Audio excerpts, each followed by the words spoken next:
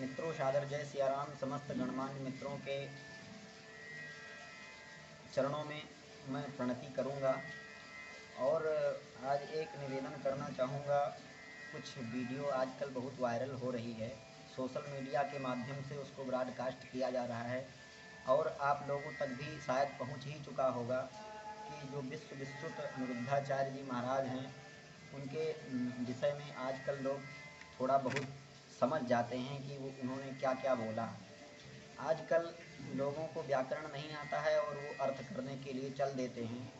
यही कमी है कि अनिरुद्धाचार्य जी डांटे गए। लोग कहते हैं कि अनिरुद्धाचार्य जी की उसमें कोई गलती नहीं है, उनका कोई अपराध नहीं है कि वो मंच पर बैठ करके और गलत बोल रहे थे। मैं सबसे पहले यही कहना चाहूँगा कि लोग कहते हैं कि भाव देखिए अनिरुद्धाचार्य जी का, उनकी सरलता सौम्यता देखिए कि वो कुछ बोल नहीं रहे हैं और राम कृपाल त्रिपाठी जी को लोग ढोंगी बता रहे हैं। जो सबसे पहली बात तो यही है कि जो संस्कृत थोड़ा भी पढ़ा होगा वो कभी नहीं कह सकता कि राम कृपाल त्रिपाठी गुरु जी ने कुछ गलत टिप्पणी की है।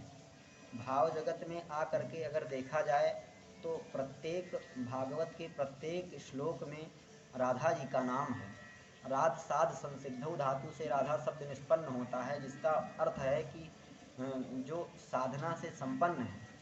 एकद ज्योतिर्भवेत द्वैधा राधा माधव रूपकम। शास्त्रों ने कहा है कि ब्रह्म की एक ही ज्योति दो स्वरूपों में विभक्त हो गई, एक राधा जी और एक माधव भगवान के रूप में परिणत हो गई थी।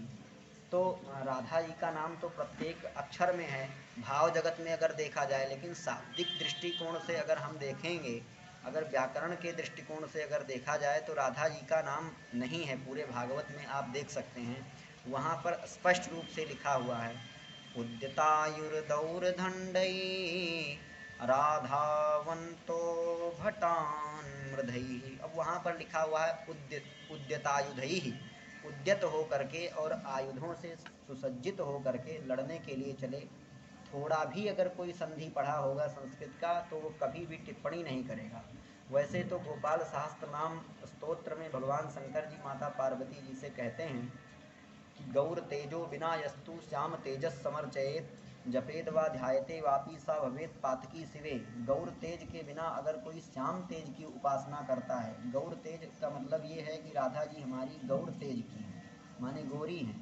और श्याम तेजस समर्चयेत, श्याम तेज मतलब भगवान राधे, भगवान कृष्ण हो गए। श्याम तेज कौन हो गए? भगवान कृष्ण।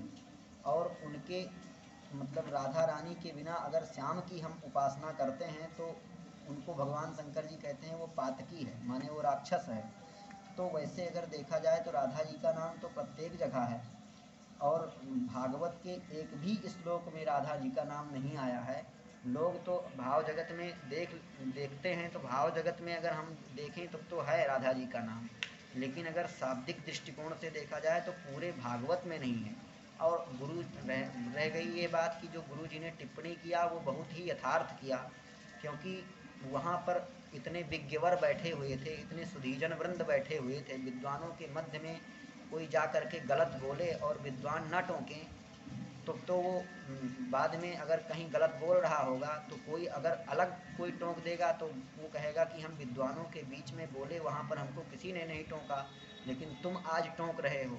अगर वहाँ पर गुरुजी कुछ ना बोले होते, समर्थन कर देते कि हाँ तुम बहुत अच्छा बोले हो, अनिरुद्धाचार्य जी का समर्थन कर देते, आप बहुत अच्छा बोले हैं, तो अगर अलग वही बात अगर भागवत पांडाल में अगर बोलते और कोई टिप्पणी कर देता कि ये जो आप कह रहे हैं स्वामी जी ये एकदम गलत है, क्योंकि वहाँ राधा जी का नाम नहीं है, वहाँ युद्धता युधई ही विसर्ग हो गया है, तब तो वो यही उसको डांटते हुए कहते कि हम मंच पर इतने बड़े बड़े विद्वानों के बीच में बोल दिए और उसको गलत नहीं कहा गया, विद्वानों ने गलत नहीं कहा। और आपके मध्य में बैठ करके जब हम कथा कह रहे हैं तो आपने कहा ये गलत बोल रहे हैं, तो इसका मतलब ये है कि विद्वानों को टोकना चाहिए। विद्वान विपश्चित दोषज्ञ, जिसको दोष ही नहीं मालूम है वो विद्वान कहाँ है, वो इंटेलिजेंट कहाँ हो पाएगा।